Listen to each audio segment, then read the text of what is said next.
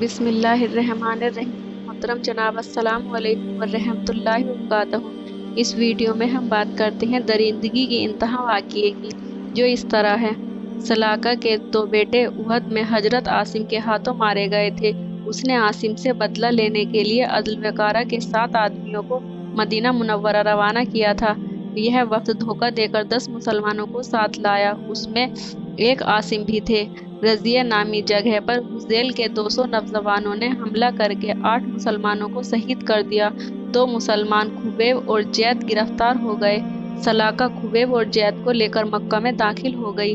مکے والوں کو اسلام اور مسلمان سے سخت نفرت تھی، اس لیے انہوں نے گرفتار کرنے والوں کو معاوضہ دے کر دونوں قیدیوں کو حارث بن عامر کے گھر میں قید کر دیا اور حارث کو ہدایت کر دی کہ وہ انہیں بھوکا پیاسا رکھے، اس وقت تک کھانے کے لیے کچھ نہ دے جب تک کہ وہ اسلام سے نہ پھر جائیں۔ چنانچہ حارث نے سختی سے اس پر عمل کیا۔ کھانا اور پانی بند ہونے سے خبیب اور زید رضی اللہ عنہ کو سخت تکلیف ہوئی، پر خدا کے نیک بندوں اور اسلام کے ان جانثاروں نے نہایت صبر و شکر سے اس مصیبت کا مقابلہ کیا۔ کئی دن اسی طرح بھوکے پیاسے پڑے رہے۔ ایک دن حارث اور صفوان بن امیہ حضرت خبیب اور زید کے پاس آئے۔ دیکھا تو ان دونوں کی حالت بیان کرنے کے قابل نہ تھی۔ کمزوری بڑھی ہوئی تھی اور سوکھ کر ہڈیوں کا ڈھانچہ بن گئے تھے۔ آنکھیں اندر کو دھس گئی تھی، چہرے پیلے اور سست ہو گئے تھے۔ بھوک اور پیاس نے انہیں موت سے قریب کر دیا تھا۔ حارث نے ان دونوں کو مخاطب کرتے ہوئے کہا، مسلمانوں، ہم دونوں قریش کو بھیجے ہوئے تمہارے پاس آئے ہیں۔ اگر تم دونوں اسلام چھوڑ دو اور اپنے باپ دادا کے مذہب میں داخل ہو جاؤ تو جس چیز کی تم خواہش کرو تمہیں مل جائے، لیکن اگر ہم اسلام نہ چھوڑیں تو؟ حضرت خبیب نے پوچھا، تو ایک ایک دانہ اور ایک ایک بوند پانی کے لیے ترس کر مرو گے؟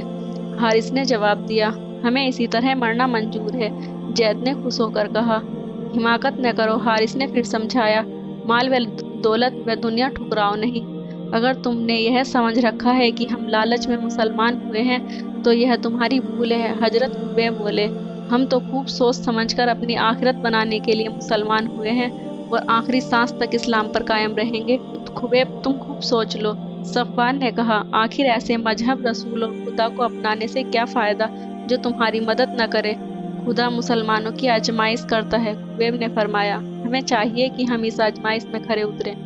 گویا تم موت کو زندگی پر ترجیح دیتے ہو۔ حارث نے بگڑ کر کہا، ہاں، ہم شرک اور کفر کی زندگی کے مقابلے میں موت کو ترجیح دیتے ہیں۔ حضرت خبیب نے کہا، اچھا، تو تم اپنی موت کا انتظار کرو، کل تمہاری زندگیاں ختم کر دی جائیں گی۔ حارث نے غصے اور جھنجھلاہٹ میں کہا۔ حضرت خبیب خاموش ہو گئے۔ حارث اور صفوان دونوں چلے گئے۔ ابھی حارث اور صفوان کو مظلوم قیدیوں کے پاس سے گئے ہوئے تھوڑی ہی دیر ہوئی تھی کہ حارث کا بچہ چھری ہاتھ میں لیے کھیلتا ہوا وہاں آ گیا اور خبیب کے پاس آ کر کھڑا ہو گیا۔ حضرت خبیب نے اسے پیار و محبت سے بلایا۔ بچہ فٹ سے ان کے پاس آ گیا۔ انہوں نے اس سے چھری لے کر الگ رکھ دی اور اسے اپنے جانوں پر بٹھا کر اس سے باتیں کرنے لگے۔ بچہ چھوٹی عمر کا تھا، ابھی بولنا سیکھا تھا۔ اس نے کہا، چچا، تم زنجیریں پہنے کیوں بیٹھے ہو؟ ہم کو تمہارے ابا نے قید کر رکھا ہے۔ حضرت خبیب نے کہا، کیوں؟ بچے نے کہا، اس لیے کہ ہم مسلمان ہیں، اللہ کی عبادت کرتے ہیں۔ خبیب نے کہا، اللہ کہاں ہے؟ بچے نے پوچھا۔ وہ ہر جگہ ہے، وہاں آسمان پر رہتا ہے۔ خبیب نے بتایا، مجھے آسمان پر لے چلو۔ بیٹا، تم آسمان پر نہیں جا سکتے۔ بچہ کچھ کہنا چاہتا تھا کہ کسی عورت نے چیخ مارنے کی آواز آئی۔ خبیب، زید اور بچے نے ایک ساتھ نظریں اٹھا کر دیکھا۔